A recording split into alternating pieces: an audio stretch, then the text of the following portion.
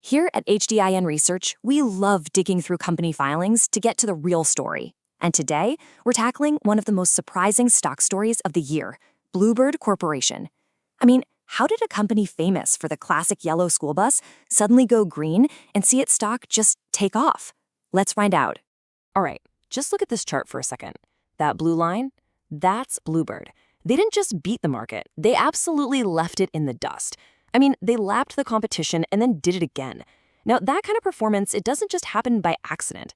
So you have to ask, how did a company that's been building school buses for nearly 100 years suddenly become one of the hottest tickets on Wall Street?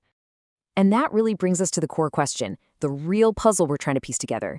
Is Bluebird's incredible success a genuine, lasting revolution in green transportation, or is it just a bubble, blown up by a ton of government cash that could vanish after the next election cycle? That is the question we are here to answer.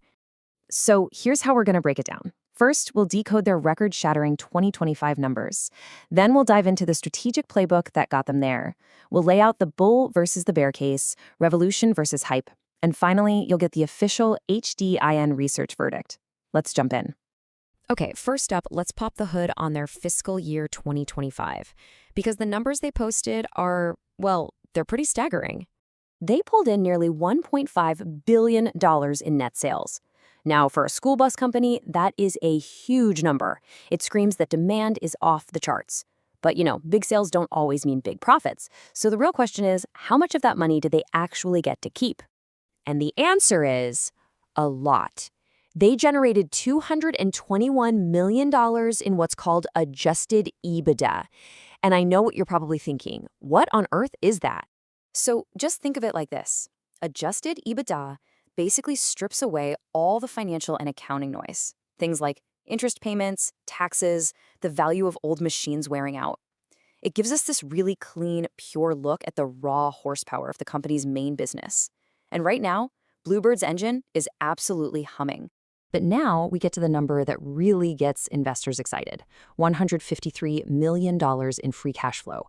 And you could argue this number is even more important than their profit. Here's why.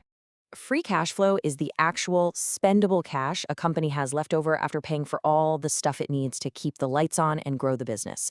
We're talking new factories, better equipment, the whole shebang. It's money they can use for anything, paying down debt, buying back stock, or just piling up for a rainy day. It's pure financial firepower. And Bluebird has a ton of it. Now, this is where it gets really, really interesting. Where is all this cash coming from? Well, take a look at this chart. For the very first time, alternative power, so that's their electric, propane, and gas buses, makes up over half their sales, 54%. This isn't a side hustle anymore. This is their core business. This fundamental shift is what's powering those incredible numbers we just walked through. So the big question is, how on earth did they pull this off? Well, it wasn't an accident. It was a very clear, very deliberate strategy. Let's break down the Bluebird playbook. It really comes down to 4 key moves. 1, they decided to dominate alternative power while their competitors were kind of dragging their feet. 2, they were incredibly smart about securing their supply chain through key partnerships.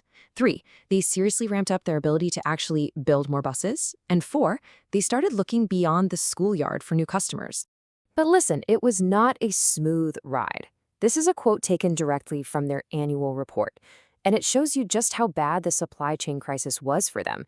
They're saying point blank that at times they just couldn't get the parts they needed to finish the buses on the assembly line. I mean, for a manufacturer, that is a potential death blow. So how did they fight back? This is where it gets brilliant. They put price escalation clauses in their contracts, which let them pass rising costs onto customers instead of taking the hit themselves. They locked in long-term deals for about 2/3 of their parts. They started stockpiling the most critical components. And maybe most important of all, they designed their own chassis and bodies.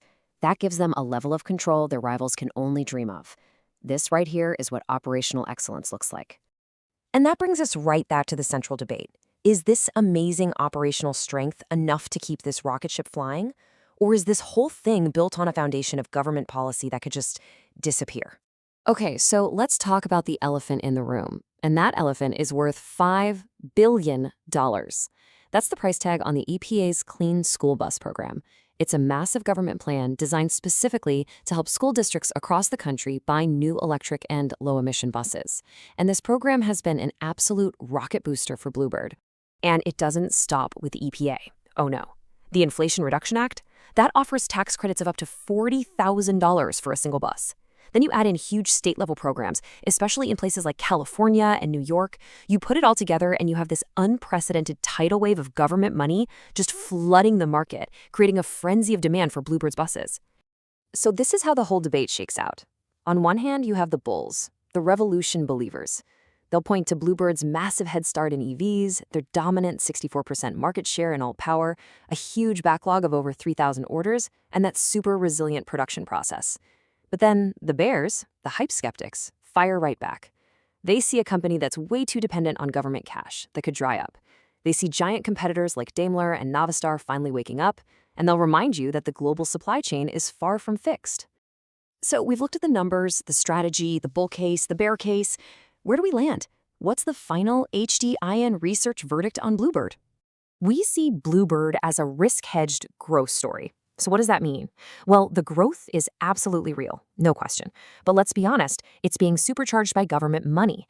The hedge, or the safety net, is their incredible operational skill and the fact that they still sell a lot of propane and gas buses.